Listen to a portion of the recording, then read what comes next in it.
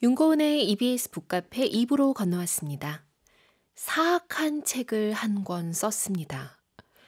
고래와 바다에 관한 위대한 소설 모비 딕의 작가 허먼 멜빌은 자신의 역작에 대해 왜 이렇게 말했을까요? 북카페 초대석 오늘은 이 질문에서 비롯된 모비 딕의 다시 읽기이자 고래의 안부를 묻고 바다의 마음을 헤아려보며 인간과 문명사에 대해 고찰하는 생태철학 에세이이기도 합니다. 고래의 안부, 바다의 마음을 품고 오신 소설가이자 인문학자 김운하 작가님과 함께합니다. 김운하 작가님은 서울대학교 언론정보학과를 졸업하신 후 미국 뉴욕대학교 대학원에서 철학을 공부했고요. 현재는 건국대학교 몸문화연구소에서 철학 연구와 저술 활동 병행하시면서 생태주의를 더 깊이 연구하고 대중적 확산을 위해서 힘쓰고 계십니다. 지금 북카페에 나와 계십니다. 안녕하세요. 네, 반갑습니다. 와, 김운하 작가님 오늘 또 일찍 오셔서 그리고 또 그 구하기 어렵다는 또 달콤한 빵을 되게 한가득 이구지고 오셨습니다. 생각보다 오늘 날이 너무 덥더라고요. 그래서 들고 오는데 땀은 계속 나고. 어떡해요. 네. 손수건을 들고 오길 잘했지 큰일 날 뻔했습니다. 진짜. 와, 제가 여름에 좀 땀을 많이 흘리는 편이라서. 그렇게 또 이 더위를 뚫고 그렇게 오신 줄은 또 모르고 있었습니다. 네. 너무나 당연한 것이기도 한데요. 네, 너무 이 북카페에 일찍 오셔서 또 약간 기다리시면서 또 2부에 이렇게 들어오셨습니다. 어떤 마음으로 오셨어요? 우선 이 윤고은의 북카페에 초대해 주셔서 무척 감사하고 영광스럽게 생각합니다. 뭐 늘 듣지는 못했지만 가끔씩 이렇게 듣곤 하는데요.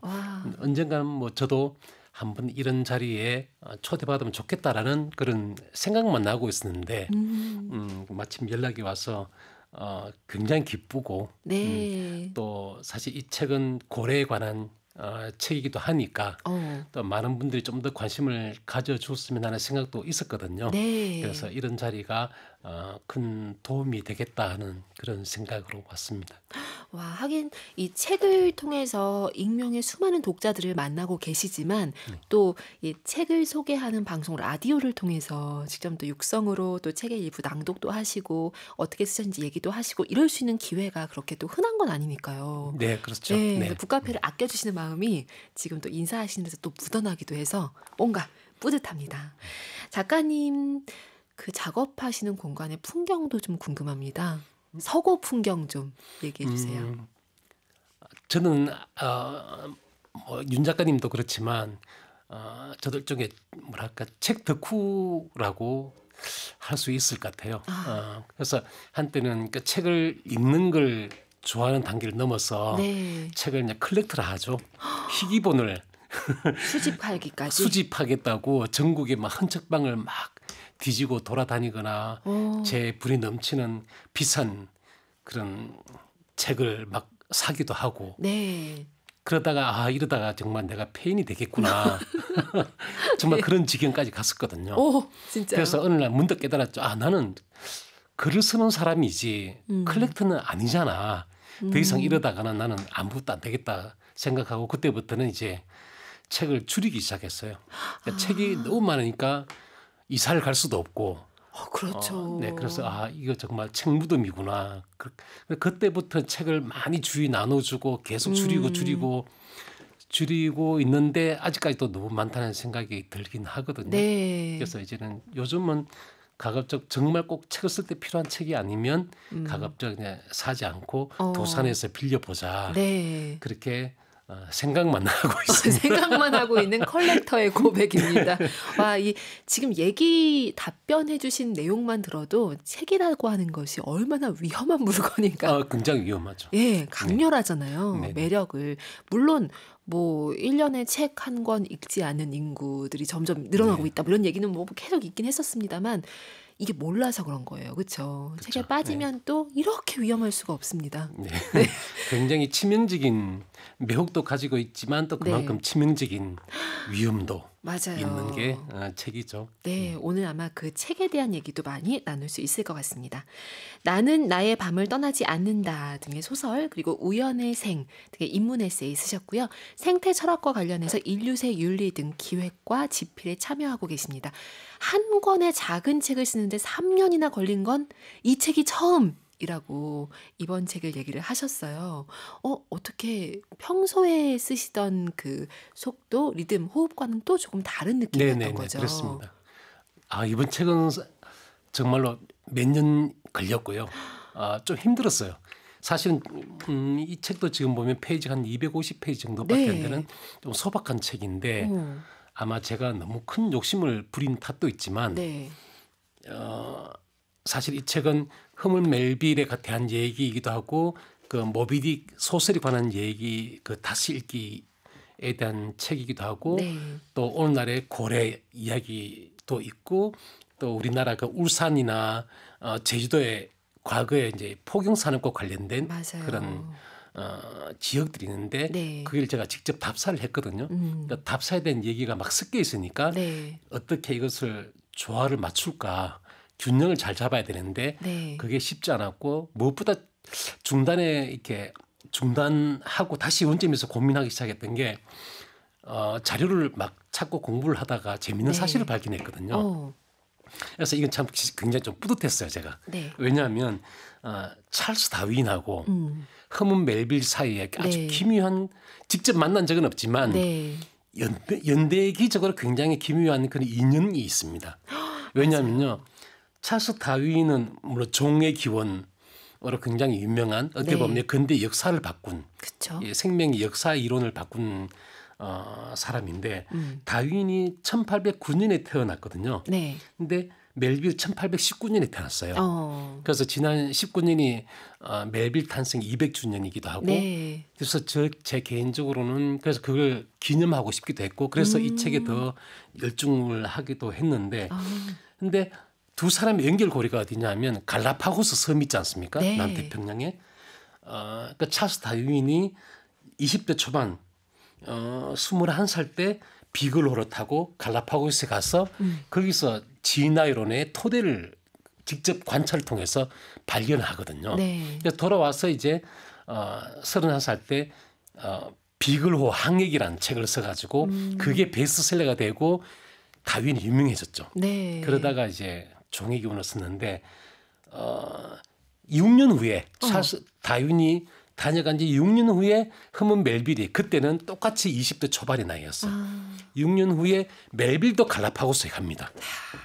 갈라파고스가 그렇게 쉽게 갈 수 있는 곳은 아니었을 그렇죠. 텐데 근데 어떻게 묘하게 또 멜빌은 가난했기 때문에 네. 정말로 먹고 살기 위해서 돈을 벌기 위해서 포경선을 타고 이제 그 그 태평양 바다를 헤매면서 고래도 많이 만나고 그러다가 중간 기찻길로 이제 갈라파고스에 들렀던 것 같아요. 네. 그래서 몇 주 거기 있으면서 많은 걸 관찰해서 나중에 그걸 중편 소설을 씁니다. 네. 중편 소설로 그 마법에 걸린 섬들 이렇게 하고 그 소설로 남기거든요. 그러니까 뭔가 나중에 지금 얘기로만 보면 그 소설도 이제 똑같이 평행 이론처럼 네네네. 다윈의 책이 베스트셀러 된 것처럼 허먼 멜빌의 그 소설도 뭔가 이렇게 대박이 나는 그런 상황이 돼야 할 것 같은데 얘기 계속 그렇죠. 들어보겠습니다. 근데 멜빌의 나중에 쓴 모비딕은 사실은 뭐 대중이나 평론가들로부터 완전히 외면을 받았죠. 근데 반대로 네. 다윈은 종의 기운을 써가지고 뭐 거의 네. 굉장히 유명한 그런 학자가 되었고 그러니까 실제로 갈라파고스 섬에서 다윈도 들렀고 멜빌도 들렀고 했지만 그것을 관찰한 걸 어떻게 평가할 것인가 해서 두 사람이 완전히 달라요. 그러네요. 네, 완전히 다르면서 그러니까 다윈은 굉장히 좀 낙관적이고 거기서 네. 그런 생명의 다양성과 풍부함을 발견하거든요. 진화를 통해서. 네. 그런데 멜빌은 굉장히 좀 음울하다 할까 그런 염세적인 도대체 그러냐 등이 갈라진 거기가 화산섬이거든요. 굉장히 황무지예요. 그래서 거기를 보면서 그 꾸역꾸역 힘들게 살아가는 거북이들을 보면서 쟤들은 무엇을 위해 살아가는가. 그냥 생존하고 번식하고 죽는 것. 네. 그것의 무한 반복이구나. 그 왜 저렇게 힘들게 사지? 그러니까 생의 무의미라든가 허무라든가 이런 걸 봅니다. 그러니까 두 사람이 이후에 이 세상을 보는 관점이 굉장히 다르거든요. 네. 그걸 보면서 그 두 사람을 제가 비교하면서 멜빌에 대한 생각이 좀 많이 바뀌었습니다. 그래서 바뀌었다고요? 그때부터 내가 지금까지 멜빌에 대해서 뭔가 좀 제대로 못 봤구나. 네. 그래서 서기를 중단하고 공부를 더 해야겠다. 그래서 다시 또 공부하고 그러다 보니까 시간이 또 1년, 2년 그냥 휙 지나가 버리더라고요. 3년. 작가님이 지금 뭐라고 약간 너무 겸손하게 또 얘기를 해주시는 것 같기도 한데 이 책을 제가 읽고 깜짝 놀랐던 것이 지금 얘기하신 것처럼 허먼 멜빌의 모비딕을 이 책을 읽고 나면 다시 찾아 읽고 싶어지는 욕구가 커지거든요. 그 허먼 멜빌의 작품 세계를 다루는 어떤 가이드가 되기도 하는 책이면서 해설서이기도 하면서 진짜 얘기하신 것처럼 생태학적인 관점으로 지금 우리의 고래, 우리의 바다를 어떻게 다시 볼 것인가를 건드리는 얘기이기도 하면서 또 작가님의 답사기이기도 하면서 근데 이 모든 것이 소설적인 구성으로 또 이루어져 네네네. 있어가지고 진짜 많이 고민을 하셨겠다 형식적으로라는 생각을 많이 읽으면서도 했었어요. 네네. 네. 그 과정이 또 그리고 지금 얘기하신 것처럼 다윈과 허먼 멜빌 사이를 이렇게 엮어서 또 접근하신 것은 거의 처음이신 거 아닌가요? 네, 그렇죠. 작가님이? 네, 그러니까 이런 것도 그렇습니다. 너무 진짜 발견이시라서. 그래서 제가 굉장히 기뻤습니다. 네. 이건 내가 발견한 거예요. 그렇죠. 그래서 기뻤기 때문에 또 자료 조사를 더 많이 해야 했고 네네, 잠시 멈췄다가 그렇습니다. 쓰셨다가 하면서 이어진 책이 바로 이 책입니다.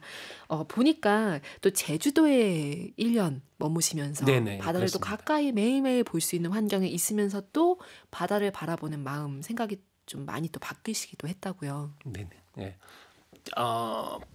제주도에 제 1년 정도 머문 건 좀 꽤 오래 전에 네. 얘기고요. 저도 이제 소설가로 등단을 하고 난 후에 한 1년 있다가 네. 조금 휴식도 취할 겸 공부도 좀 더 하고 싶어서 좀 조용한 데 있고 싶습니다. 그래서 아는 지인을 통해서 제주도에 바닷가 있는 네. 작은 집을 이제 얻어가지고 1년 가까이 있으면서 공부하고 그 매일 할 수 있는 게 없었습니다. 요즘은 제주도가 워낙 개발이 많이 돼가지고 맞아요.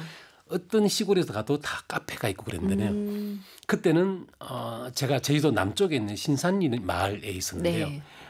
카페 같은 게 그때 없었습니다. 벌써 한 20여 년 가까이 됐네요. 보니까. 그러다 보니까 저는 커피를 굉장히 좋아하는데 커피를 네. 마시고 싶은데 카페가 없잖아요. 어. 그래서 그 시골에 그 시외버스를 타고 네. 호텔까지 서귀포 호텔까지 1시간을 커피를 들컹거리면서 마시기 위해서. 호텔 가서 네. 거기서 호텔 커피숍에서 커피를 마시고 뭐 그러기도 했거든요. 네. 근데 그때 매일매일 가서 바다를 보면서 생각하고 그러면서 느꼈던 게 결국은 모든 것이 하나라는 것. 네. 그러니까 바다에는 물이 늘 있지 않습니까? 비가 오고. 그쵸. 그래서 고대 그리스 철학자 밝혀냈던 것처럼 만물은 하나다라는 사실을 좀 많이 깊이 좀 깨달았던 네. 그런 것 같습니다. 그러니까 이 책이 나오기까지 작가님이 거쳐온 모든 시간이 굉장히 많이 계속 이 책을 쓰라고 부추기고 있었던 거예요. 그때 제주도에 계셨던 시간도 그렇고 또 작가님이 책에도 쓰셨지만 19세기, 20세기의 인간과 21세기의 인간이 살아가는 조건 자체가 너무 다르잖아요. 네, 그렇죠. 그렇기 때문에 우리가 바다와 고래에 대해서 나는 내륙에 사는데요. 뭐 이렇게 얘기할 수 있는 상황이 아니라는 거. 이런 환경도 있을 테고요.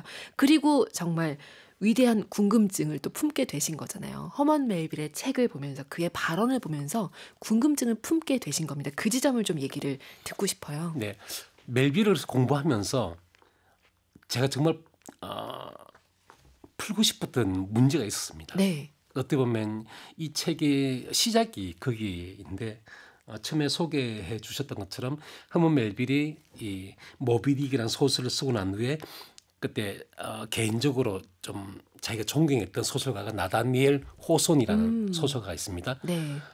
편지를 썼는데 거기에다가 이 사악한 책을 썼다고 이렇게 얘기를 하거든요. 편지에. 또 그러고 난 뒤에 또 세계의 복음서가 될 거라고 그런 말도 합니다. 이 두 개가 충돌하지 않습니까? 알쏭달쏭하죠. 네, 맞아요. 사악한 책인데 왜 세계의 복음서라고 했을까? 그게 무슨 의도일까? 전 그걸 정말 좀 풀어내고 싶었습니다. 네. 그래서 아마 멜빌을 좀 더 깊이 공부를 해야겠다라는 생각으로 파고들기 시작했고 그러다가 다윈도 만나게 되고 네. 뭐 등등 여러 가지 계속 이어져 왔던 것 같습니다. 그러니까 작가님이 책에 써두신 걸 보니까 이 복음서라는 표현을 지금 허먼 멜빌이 얘기했던 것보다 한 30여 년 정도 뒤에 니체가 쓰기도 했더라고요. 네네, 근데 그보다 그렇죠. 더 앞서서 네네, 먼저 그렇습니다. 예. 니체의 복음서야. 그 네네. 세계의 복음서야라고 얘기했다는 것이 또 놀랍고 그걸 발견해내신 것도 좀 재미있기도 했고요. 네, 그렇습니다. 맞아요. 그러니까 니체도 자라투스트라는 이렇게 네. 말했다. 그걸 새로운 복음서라고 주장을 했지 않습니까? 그래서 저도 그래서 니체가 말했던 그 문제의식, 네. 가치를 전도하고 새로운 세상을 꿈꾸었던 그것과 멜빌이 꿈꾸었던 세상은 어떻게 다를까? 그 지점에 대해서 좀 고민을 참 많이 했었거든요. 네. 그러다 보니 또 중간중간 막히기도 하고 그래서 좀 우회를 또 거치기도 하고 그랬습니다. 네, 그렇군요.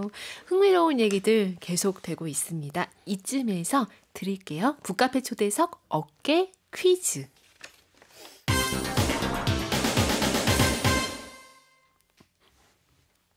문제 주시죠. 네, 어깨 퀴즈 오늘의 문제를 소개해 드리겠습니다. 인간 종이 오직 자신의 이익을 위해 폭력적으로 지구 생태계에 나쁜 영향으로 작용을 가한 결과 지구의 평균 기온을 상승시키고 지구의 생물 다양성을 파괴하고 교란해 궁극적으로 자기 자신까지 위기에 처하게 된 이 시대를 일컬어 이렇게들 말하죠. 인류가 지구 기후와 생태계를 변화시켜 만들어진 새로운 이 지질 시대를 일컫는 말이 있습니다. 세 글자로 뭐라고 할까요? 힌트를 네. 드리자면 힌트 바로 주시는 거예요? 우리 특별한 카페인들 건 다 아니고요. 아실 수도 있는데. 이 단어를 처음 듣는 분들은 이거 새로운 세금이야? 라고 왜냐하면 그 뒤에 세자가 붙으니까 네. 무슨 그런 뭐 농담이 국세, 있었습니다. 지방세 이런 것처럼. 네네. 부가세, 소득세 뭐 그런 것처럼. 네네. 뭐뭐세. 로 네. 끝나는 것입니다. 네. 그 앞에 두 글자는 뭘까요, 그러면? 이건 뭐 힌트가 아니라 거의 지금. 네. 네, 아마 한 번쯤 들어보셨을 것 같아요. 네네, 많은 분들이. 맞아요. 네. 그리고 카페인 분들은 아마 많이 들어보셨을 것 같기도 그랬을 것 하고. 같습니다. 네, 그렇지만 아직 저는 모르겠는데 하시는 분도 카페인이십니다. 저희는 뭐 계속 확장되고 있으니까요. 정답 혹은 창의적인 오답도 좋고요. 저희 문자 혹은 반디앱으로 사연 보내주시기 바랍니다. 그리고 김은하 작가님께 드리고 싶은 말 있다면 함께 인사말도 전해주시고요. 또 허먼 멜빌의 모비딕 바다와 고래에 대해서 얘기하고 싶은 사연도 계속 기다리겠습니다. 음악 가지고 오시는 것도 고민 많으셨죠? 네네. 네. 첫 번째 소개하고 싶은 곡은 혹등고래의 노래입니다. 혹등고래의 노래. 70대 초반에 로즈 페인이라고 하는 그 고래를 연구하는 학자가 네. 오랫동안 이 고래들의 이 혹등고래들의 이 소리 있죠. 그것을 쭉 관찰하고 녹음을 해가지고 연구하다 보니까 이건 그냥 단순한 소음이 아니고 네. 정말 노래라는 걸 알게 됩니다. 그래서 여러 가지 학자들하고 공동 연구를 해가지고 그걸 논문으로 발표도 하고 네. 음반을 냈어요. 근데 이 음반이 70대 초반에 미국을 완전히 흔들어 놓습니다. 당시에 그때 반문화운동도 일어나고 베트남 반전운동도 네. 일어나고 그런 시대라서 더 그랬겠지만 그게 정말 신비로운 이 고래들의 노래가 그래서 이 빌보드 음반 차트에도 그때 뭐 200위 안에 올라가기도 하고 10만 장 이상 팔리고 네. 그걸 계기로 고래 보호 운동 더 이상 고래를 이 포경해서 죽이지 마라. 네. 학살 중단하라라는 대규모 시위가 일어나기 시작합니다. 그래서 결국 이 운동이 이 노래 덕분에 그 고래 보호 운동이 확산돼 가지고 나중에는 80년대 초반 들어서 세계적으로 더 이상 고래를 포경 금지하게 되는 그런 결과까지 낳게 됐습니다. 세상을 바꾼 노래네요. 네, 그렇습니다. 네, 이 음악 듣고 가겠습니다. 북카페의 초대석, 오늘은 모비딕부터 티머시 모턴까지 문학과 철학을 망라하는 포스트 휴머니즘 교양 에세이 필로소픽에서 펴낸 책입니다. 고래의 안부, 바다의 마음을 품고 오신 김운하 작가님과 함께하고 있습니다. 혹등고래의 노래, 세상을 완전히 흔들어 두었던 노래 듣고 오셨고요. 이어서 안토니오 카를로스 조빔의 웨이브까지 이어갔습니다. 이 곡도 작가님이 가지고 오신 거죠? 네, 그렇습니다. 이 제목처럼 웨이브, 파도를 타듯이 네. 어떤 좀 고요한 바다에 출렁이는 그 바다를 묘사한 그런 곡이거든요. 그래서 이 웨이브를 타는 고래를 상상하면서 네. 여름에 보통 바다로 휴가를 많이들 떠나시지 않습니까? 그쵸. 거기서 밤에 이 불빛이 빛나는 바다 풍경을 보면서 이 곡을 들으면 좋지 않을까 해서 추천을 했습니다. 그렇군요. 어떻게 보면 지금 여름 휴가철의 바다 풍경을 얘기를 해주셨는데 이 고래안부 바다의 마음을 다 읽은 저로서는 이 바다를 바라보는 마음, 여름 휴가철의 마음이 아니긴 해요. 네. 예, 그냥 생물체처럼 느껴지는 거예요. 다 연결되어 있는 생물체처럼 느껴지다 보니까 이게 낭만적으로만 바라보던 시절이 저에겐 이미 끝났다라는 생각이 어떤 면에서도 들기도 합니다. 그럴 정도로 지금을 또 얘기를 하고 계신 책을 지금 가지고 나오셨습니다. 인간과 고래, 바다 연결이 되어 있어요. 네, 그렇죠. 이 얘기 좀 들려주세요. 우리 인류와 이 고래의 만남의 역사는 사실 굉장히 오래되었습니다.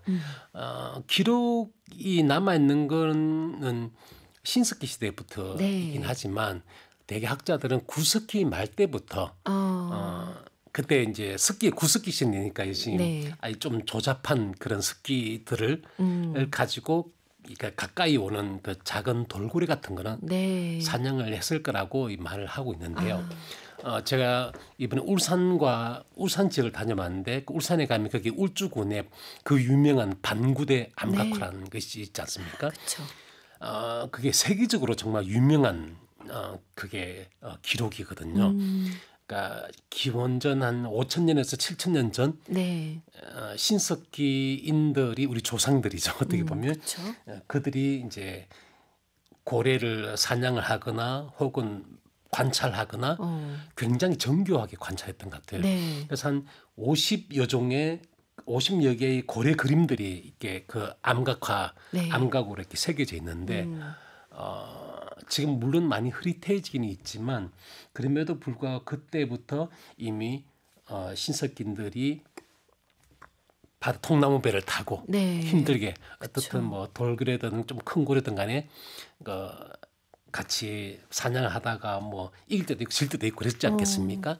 인연이 아마 맺어졌다고 그게 아마 가장 거의 오래된 네. 우리나라에 남아있는 세계적으로 유명한 그런 기록입니다.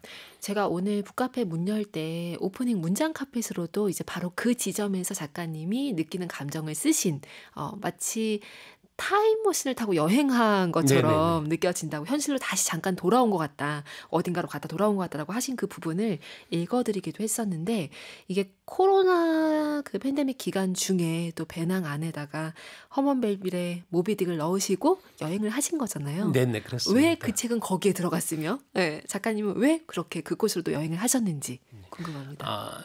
2020년 그때 코로나 때문에 네. 굉장히 다들 힘들었지 않습니까? 맞아요. 사실 일상생활이 사실상 중단되기도 하고 막 격리도 당하고 뭐 그랬는데 저는 뭐 그렇게 감염이 돼서 격리되지는 않았지만 네. 어떻든 사회활동이 중단되고 있다 보니까 결국은 제가 할 수 있는 것은 그냥 멜비를 붙잡고 공부하고 네. 뭐 그랬는데 6월 정도에 살짝 그 조금 소강 상태에 들어갔을 때 더 이상 이렇게 못 살겠다. 네. 또 바다에 대한 동경. 저는 개인적으로 바다를 정말 좋아하거든요. 네. 어떤 분들은 산이 좋다고 말하기도 하고 저는 이제 바다파입니다. 무조건 바다다. 네, 무조건 저는 바다라고 하거든요. 네. 마음이 답답하거나 뭐 우적하거나 네.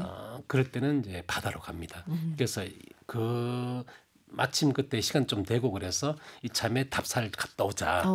그래서 그러니까 울산 그 울주군에 있는 그 방구대 암각화 그 주변에 그냥 뭐 천전리 암각화라고도 있거든요. 네. 그 대곡천 일대인데 거기도 답사를 하고 울산도 답사를 하고 뭐 그래서 그 지역 전체를 한번 쭉 돌아봐야겠다는 네. 간절곶까지 해서 그런 생각을 하게 되었는데 사실 떠나기 전에는 미리 자료 조사를 좀 하고 그랬기 때문에 이용곤 작가님이 쓰신 그 밤의 여행자들의 그런 문장이 나오지 않습니까? 여행의 시작도 하기도 전에 이미 출발선을 넘은 것이다 라는 문장이 아마 제가 정확한 인용인지 모르겠지만 감사합니다. 그런 얘기가 있었던 것처럼 네.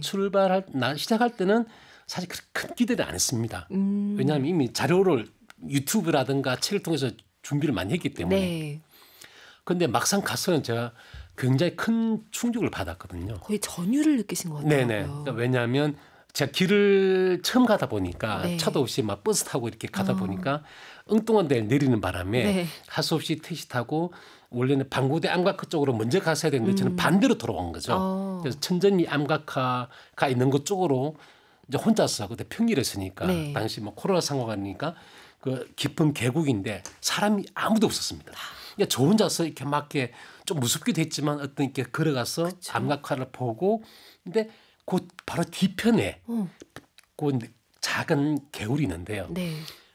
암각화가 마주 보이는 그 바로 건너편에 이제 넓은 바위지대가 있습니다. 네. 거기 갖고 이렇게 뭔가 푹 파인 자리들이 있는데 네. 그게 공룡 발자국인 거예요.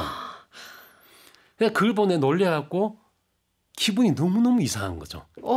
천전리 암각화 거기는 신라시대 초기 네. 3, 4세기 거기에 화랑들이 와서 연습하면서 와 내가 우리가 여기 왔다 갔노라 또 왕족들의 그런 커플들의 그런 기묘한 사랑 얘기도 네. 남아 있고 기록돼 있고. 예, 기록돼 있는데 그 건너편에는 공룡 발자국. 그래서 제가 양말을 벗고 맨발로 거기에 구멍에다가 홈에다가 발을 넣고 앉아서 눈 감고 생각을 했습니다. 이게 도대체 뭘까? 이런 느낌이란 게 왜냐하면 공룡이 살았던 시대는 거의 200년 그죠? 그 공룡 발자국을 거기서 만나리라고는 생각을 못 하신 생각을 거죠. 못했던 거죠. 전혀 그냥 아무리 저는 답사 준비하고 예, 했어도 그쵸. 고래를 만나러 간 그러니까요. 거였는데 갑자기 공룡이 그것이 나타난 거죠. 네. 그러니까 고래가 출현한 것은 공룡이 멸종된 이후에 5천만 년 이후부터이거든요. 그런데 공룡들이 6,800만 년 전에 행성 충돌로 혹성이와 충돌해야 그때도 멸종했다고 네. 알려졌는데 어쨌든 그 일대 전부가 다 공룡들이 살던 지대였던 거죠. 그리고 바위 흔적이 남아있고. 그 두꺼운 시간의 역사가 네. 1억 년부터 해서 5천만 년 그리고 신라 시대 그죠? 뭐 1,500년 전 그리고 그 일대가 또 고려 시대 정몽주가 또 귀향 왔던 동네이기도 네. 합니다. 그 주변이. 그리고 또 초기에는 신라 초기에 그 원효스님도 거기 잠깐 머물렀던 거하고 네. 그래서 공룡 시대부터 고려 시대 그리고 인간의 시대까지 그 어마어마한 역사의 두께가 갑자기 온몸으로 확 느껴지는 거예요. 네. 그래서 제가 감당이 안 되는 거예요. 이게 뭘까? 그래서 좀 전율이 확 일나면서 그 어마어마한 역사에 비하면 우리 인간의 역사란 거는 네. 정말 아무것도 아니구나. 그냥 먼지의 시간이구나. 그렇죠. 그런 생각이 들면서 저도 인간이기 때문에 인간으로서의 자부심이라든가 이 세상을 지배하고 뭐 이런 문명의 건설자라는 그런 자부심이 확 무너지면서 네. 이 지구의 진짜 주인은 인간이 아니구나 하는 그런 생각도 막 들고 여러 가지 복잡한 생각이 밀려와서 정리가 참 안 됐습니다. 그 순간에. 근데 지금 얘기하신 그 켜켜이 쌓인 그 수많은 시간 속에 정말 한 점 먼지 같은 인간에 불과하구나라고 하는 마음을 너무나 책에 잘 표현을 해두셨고 그리고 공룡이 그렇게 한 시대를 완벽하게 다 이렇게 차지하고 살았지만 흔적도 없잖아요. 지금 네네, 흔적만 그쵸. 남아있죠. 네네. 그렇게 발자국 같은 네네, 것들. 네. 그렇기 때문에 그것처럼 인간도 지금은 다 가진 것 같지만 사실은 한순간에 흔적 없이 사라질 수도 있다라고 그렇죠. 하는 네, 맞습니다. 그 우리에게 진짜 필요한 겸허함 같은 것들이 현실 직시하는 마음이 딱 들더라고요. 그리고 또 그때 마침 작가님 배낭에 있던 그 허먼 멜빌의 모비딕 그 허먼 멜빌이 작가로 활동했던 그 시기가 또 책에다 하신 것처럼 서구 제국주의가 막 기승하고 네네, 그렇죠. 우리가 인간이다 이게 막 굉장히 컸던 시대인 거잖아요. 네네. 그 시대의 모비딕이라고 하는 기록은 또 어떤 의미를 가지는가 그게 참 묘하게 겹쳐지면서 궁금해지더라고요. 그래서 거기서 그때 방구대에서 나와가지고 또 막 걸어가면서 이런저런 생각을 했었는데 그때 제가 떠올렸던 게 허먼 멜빌이 갈라파고스에서 느꼈던 게 이런 감정 비슷한 게 아니었을까 하는 생각이었죠. 갈라파고스 멜빌이 그 황폐한 화산섬 지대에서 그 시커먼 그죠? 그 용암이 굳은 땅을 위해서 힘들게 살아가는 바다 거북이라든가 이런 동물들을 보면서 쟤들이 영급의 시간 동안 저렇게 반복적으로 살아가지만 저게 무슨 의미가 있을까 하는 그런 어떻게 보면 일종의 허무한 생각? 네. 그리고 그 망망대해에서 멜빌도 정말 드넓은 바다에서 그 공포스러운 바다도 경험하고 하다 보면 인간이 정말 아무것도 아니라는 걸 멜빌도 수도 없이 느꼈을 거라고요. 그런 것 느낌들이 진짜 그냥 글로 읽었을 때는 막 그랬구나 했는데 네. 그게 온몸으로 막 실감이 되는 거예요, 제가. 그렇죠, 그렇죠. 그래서 왜 멜빌이 모비딕이라든가 아까 갈라파고스를 소재로 썼던 엘 칸타다스라는 그 중편 소설인데 네. 왜 그런 소설 썼는지도 조금 이해가 되기 시작하더라고요. 비로소. 네. 그래서 엄청난 경험이었을 것 같아요. 작가님에게. 네네. 그렇죠? 이 모비딕 딱 펼치자마자 이 문장이 시작이 됩니다. 나를 이슈마일이라 불러다오. 네, 그렇죠. 이 좀 유명한 첫 문장으로 많이 언급되기도 하는데 네, 맞습니다. 네. 요 모비딕의 이 문장이 가는 의미부터 시작해서 모비딕을 살짝만 얘기를 해보겠습니다. 흔히 그런 얘기를 하지 않습니까?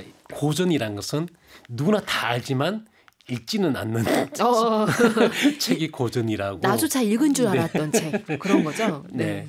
사실 아마 지금 애청자분들 중에서는 모비딕을 정말 사랑하시는 분도 있고 끝까지 다 읽으시는 분들도 있지만 대개는 솔직히 말씀드려서 좀 지금 관점에서 보면 지루하기도 하거든요. 그리고 분량도 네, 굉장히 상당하잖아요. 네, 네. 두껍기도 하고. 맞아요. 그런데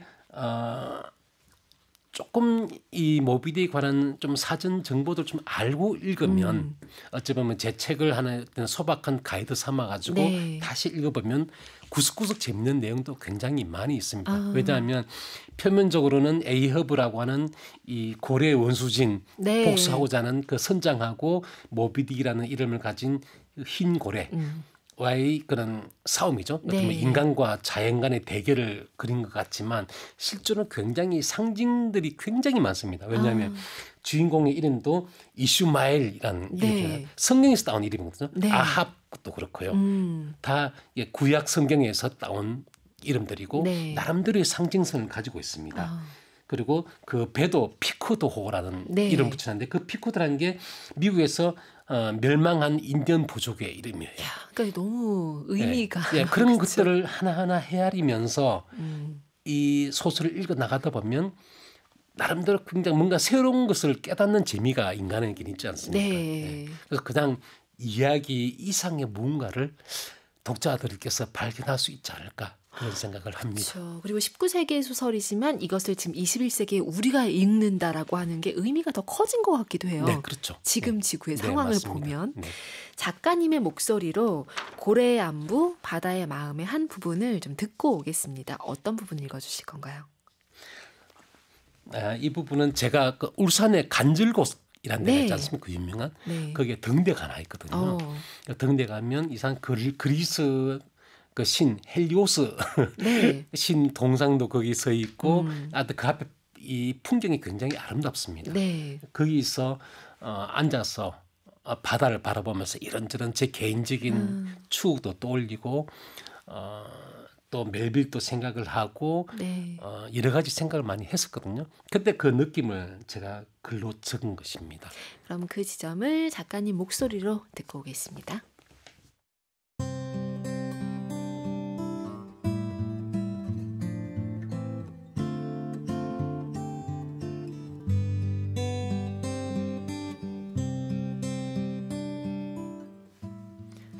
나는 문득 하나의 질문을 떠올렸다.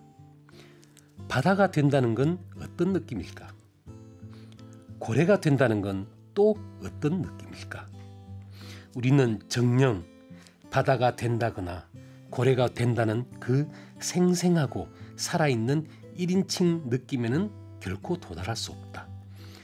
어떤 바다학도, 어떤 고래학도, 바다와 고래에 관한 지식이 산더미처럼 쌓인들 우리는 결코 바다가 되고 고래가 되어 존재하는 실제 경험에는 도달할 수 없다. 그런 생각은 나를 조금 우울하게 만들었다.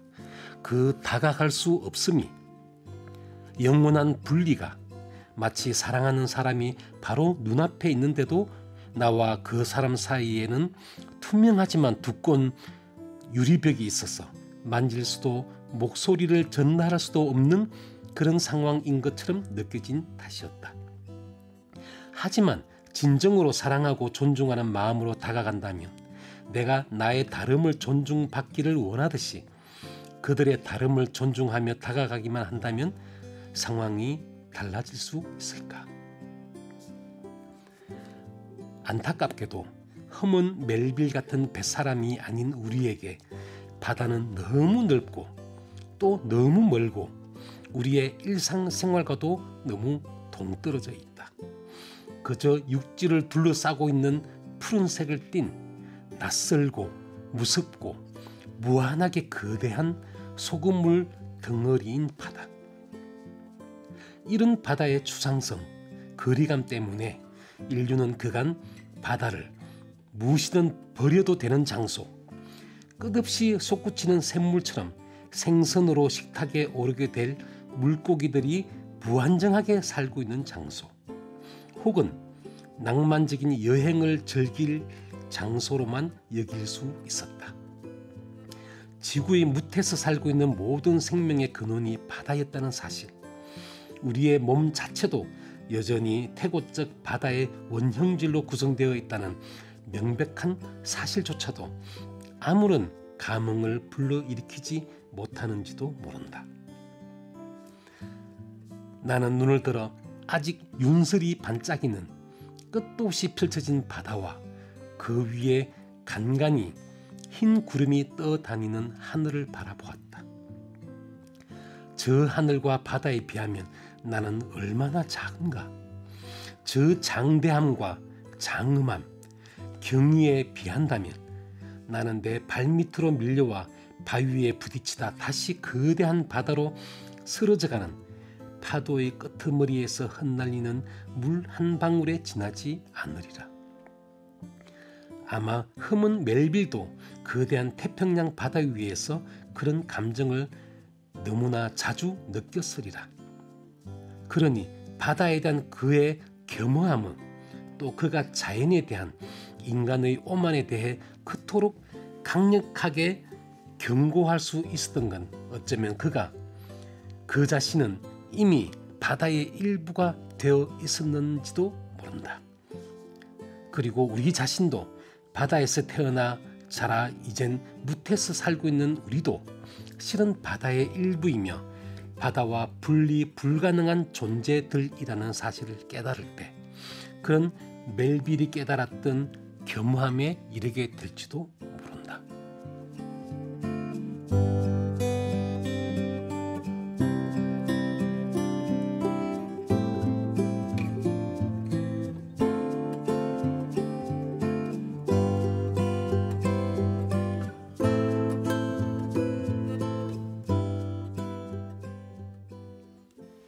고래의 안부 바다의 마음의 일부, 이렇게 김은하 작가님 목소리로 듣고 왔습니다. 한 글자 한 글자 또 꼭꼭 이렇게 눌러서 힘주어서 읽어주시는 느낌이기도 했고 네. 또 문장 자체가 너무 절절하게 작가님의 마음을 또 담고 있기도 해서 듣는 마음이 뭔가 울컥한 기분이 좀 들기도 했어요. 네, 이런 느낌들을 아마 책을 통해서 이 페이지를 보시는 분들도 접하실 것 같고 또 지금 방송 귀 통해서 열어두고 들으시는 분들도 아마 느끼셨을 것 같습니다. 그러니까 바다라고 하는 게 정말 이 거대한 바다의 물 한 방울 같은 존재인데 인간은 근데 그것을 너무나 잊어버리죠. 네, 그렇습니다. 맞아요. 그것이 작가님의 책을 보는 내내 좀 따라 읽히기도 했습니다. 여기 보면 또 호모사피엔스라고 하는 우리가 우리를 명명하던 그 이름에 대한 작가님의 좀 새로운 어떤 정정? 한 명칭이 또 나오기도 하더라고요. 네네. 그 얘기도 좀 나눠볼까요? 제가 뒷부분 부록에 네. 인간은 호모 사피엔스이기도 하지만 동시에 호모 디스터비엔스라고 라는 제가 이름을 붙였습니다. 그러니까 호모 디스터비엔스 이것도 작가님이 이렇게 처음 네네. 만드신 거잖아요. 네네, 그렇습니다. 그러니까 뭔가 새로 만드신 것들이 많은데 마치 있었던 것인 양 풀이를 들어보니까 너무 적확한 표현이라는 생각이 들었거든요. 예. 근데 오해할 수 있는데, 네. 그러니까 디스터버라는 게 이제 그 교란하다라는 뜻이거든요. 실제로 우리나라 그 법에도 보면 환경법에 생태계 교란 종에 관한 법령이 있습니다. 네. 예를 들면 그 황소 개구리 같은 외래 종들이 우리나라에게 유입돼 가지고 우리 고유의 그런 토종 생태계를 흔들어 놓는 경우에는 네. 그런 걸 가서 뭐 정부나 일반 시민들이 와서 황소개구리를 잡아야 된다 막 잡기도 하고 그런 걸 이제 생태계 교란 종이라고 부르거든요. 네. 근데 제가 그 글을 쓸 당시가 뭐냐면 후쿠시마 원전 오염수를 일본 어. 정부가 우리나라에서 계속 그렇게 반대하고 네. 그랬음에도 불구하고 그냥 바다로 안전하다 방출. 인간에게 아무 상관없다 이렇게 무단으로 방출하고 지금도 하고 있지 네. 않습니까?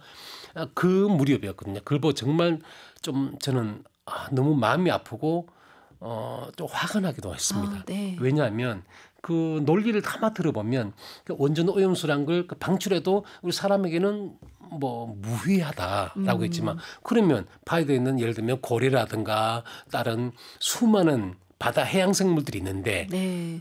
그들에게 무해할지 무해하지 않을지 어떻게 합니까? 그렇죠. 그렇죠. 그런 무책임한 말을 그럼 인간에게만 무해하면 그러면 그런 원전의 오염수들을 마구 바다에 네. 방출해도 괜찮다는 얘기인가? 그런 생각이 들었습니다. 그러면 고래 입장에서 네. 예를 들면 바다 해양 생물들 관점에서 바다에 자기들이 살고 있는 그들에게는 이 바다는 공기나 마찬가지지 않습니까? 그렇죠. 우리나라도 중국에서 미세먼지가 날아오면 난리치지 않습니까? 네. 비난하고 욕하고 책임지라고 욕하는데 그들 입장에서 마시는 공기에 전부 다 그런 원전 오염된 그걸 네. 자기들이 들이마시는 거지 않습니까? 그렇죠. 그런 걸 생각하면 그들 관점에서 우리 인간이야말로 정말 이 지구 생태계를 교란을 시키고 있는 교란종이 아닌가 하는 그때 생각이 사실 들었거든요. 네. 근데 제가 이 단어를 만들어낸 게 그런 인간을 꼭 비난하고자 하는 목적으로 만든 게 아니고 제가 웨디푸스 얘기도 참 네. 좋아하고 얘기도 썼지만 웨디푸스는 사실 상징적으로 보면 인간 중에서 가장 똑똑하고 지혜로운 자로 상징이 되지 않습니까? 그럼에도 불구하고 아무리 인간은 똑똑해도 한계가 있고 네. 과오를 범하기 마련이지 않습니까? 근데 웨디푸스는 똑똑하지만 결국 자기 아버지를 죽이고 자기 엄마와 결혼을 한 네. 저 천하의 폐륜 범죄자이기도 하거든요. 그렇지만 웨디푸스는 그 사실을 깨닫고는 자기 눈을 찌릅니다.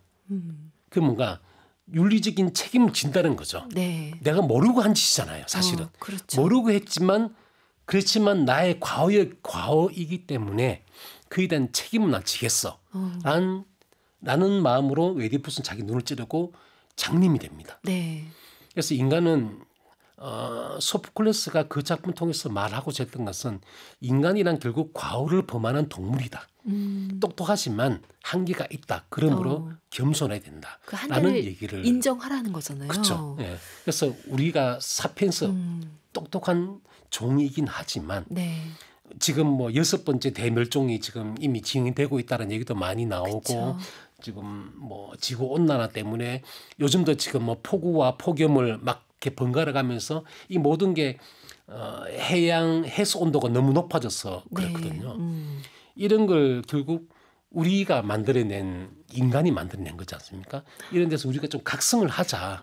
우리가 그런 의미에서 제가 그 단어를 만들었습니다. 그렇죠. 인간은 지혜로운 동물일 수도 있지만 그 지혜를 좀 남용하는 네, 맞습니다. 경향이 많이 있었고요. 예, 그렇죠. 그리고 책에서 제가 보기도 했었지만 아주 오랜 과거에는 마치 인간을 위해서 모든 자연이 주어진 것처럼 네. 접근했던 그런 시각, 그게 또 일반적으로 통용됐던 시기가 있었기도 했잖아요. 근데 그거의 흔적들, 그거의 어떤 그 여파들을 사실은 후대가 또 계속 감당을 하고 있는 거고, 네, 그렇습니다. 지금 우리의 이 상황을 또 후대가 감당을 해야 될 거고요. 후대까지 그렇죠. 가지 않을 수도 네, 있죠. 맞습니다. 우리도. 그래서 이런 상황들이 이 책에 절절하게 나와 있고, 이런 마음을 품고 있는 상황에서 이제 또 허먼 멜빌의 모비딕을 봤을 때 허먼 멜빌이 그토록 얘기했던 이것은 사악한 책이고 세계의 복음서가 될 거다라고 하는 말이 또 다른 방면에서 이해가 되신 거잖아요. 네, 그 얘기 좀 그렇습니다. 들려주세요.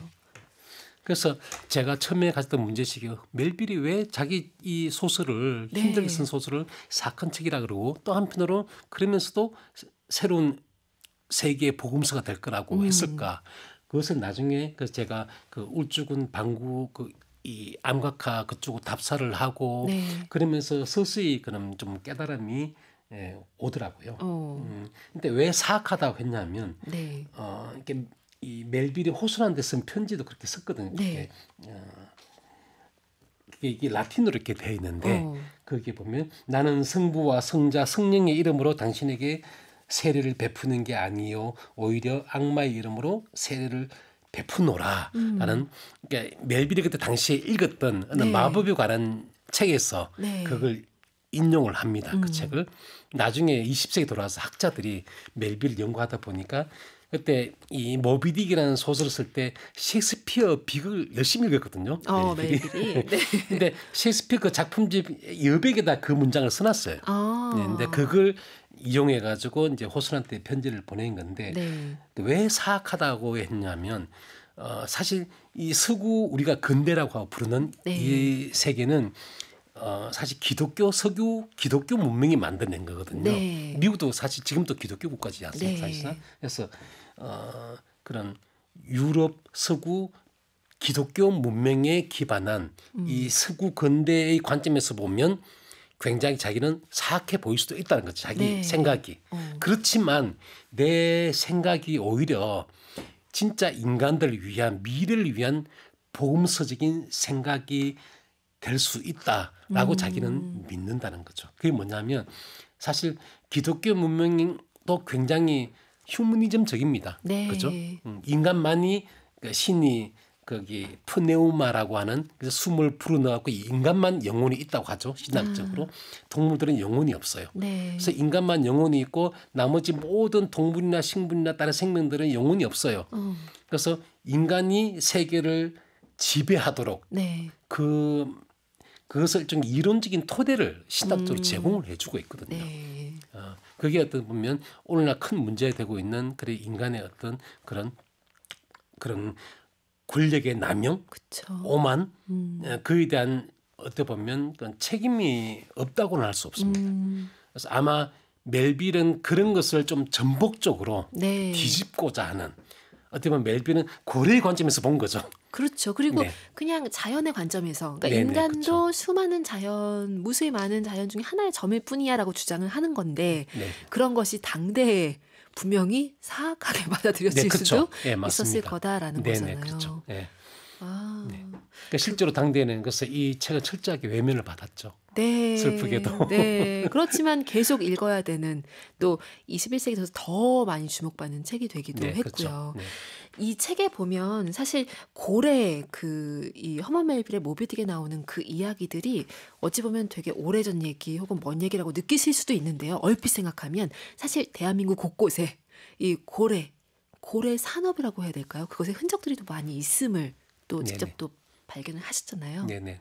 그래서 제가 울산 지역을 답사를 하면서 네. 방고대 암각과 지역을 돌고 그다음 들어간 것이 이제 장생포였습니다. 울산에 장생포. 가면 네. 그 울산은 지금은 한국을 대표하는 첨단 공업 단지가 있는 그런 도시이기도 하지만 1986년 이 포경 산업이 금지되기 이전까지만 하더라고요. 네. 하더라도 20세기 초반 우리나라가 막 개항되기 되던 당시부터 80년대까지 한국을 대표하는 보면 포경 산업의 최고 전진 기지이기도 했습니다. 네. 그 중심지가 그냥 장생포였고요. 지금은 이제 그냥 그런 역사를 기록하고 흔적을 기념하는 그쵸. 그런 장소로 남아 있어서 장생포에 가면 고래 문화 특구라고 지정이 되어 있습니다. 네. 그러니까 울산 남구인데요. 가면 여러 가지 당시에 그런 마을도 재현을 해놨고요. 고래 문화 마을 이렇게 해가지고 네. 그래서 여러 가지 또 생태 체험관도 있고 또 고래 그런 박물관 전시관도 있어가지고 안에 네. 들어가면 그러니까 고래와 포경에 관련된 이런저런 자료들이나 그런 것들을 많이 전시를 해놨습니다. 직접 가서 또 우리 카페인 분들이 보시고 그리고 가실 때 배낭에다가 이 김은하 작가님의 이 책 가지고 가시면 정말 겹겹이 켜켜이 쌓인 시간을 또 함께 누리실 수 있는 그런 여정 하실 수 있을 겁니다. 시간이 너무너무 빨리 갑니다. 네, 그러네요. 네.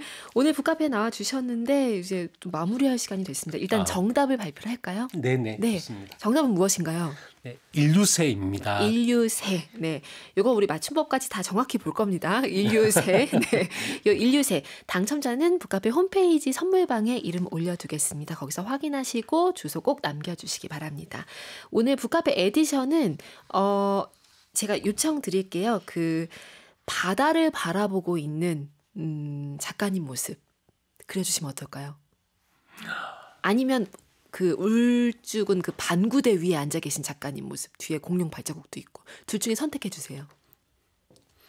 둘 다 너무 어려운데요. 아니요. 좀 쉽게 고래를 그리는 게 어떨까요? 고래 좋아요. 네. 그러면 고래와 그리고 옆에 그럼 작가님도 그려주세요. 네. 네, 작가님이 곧 우리입니다. 네, 고래와 사람 이렇게 그려주시기 바랍니다. 오늘 북카페에 나오셔서 이렇게 좋은 얘기 들려주셨는데 다음 책으로 또 금방 뵙게 되기를 기다리겠습니다. 네, 감사합니다. 끝곡은 어떤 거 준비하셨나요? 끝곡은 윤도현의 흰수염 고래를 듣는 걸로 하겠습니다. 네, 흰수염 고래 윤도현 밴드의 노래로 오늘 마무리하겠습니다. 작가님 오셔서 너무 좋았습니다. 네, 초대해 주셔서 너무 감사하고 즐거웠습니다. 네. 고맙습니다. 카페인 분들 오늘도 고운 하루 만드세요.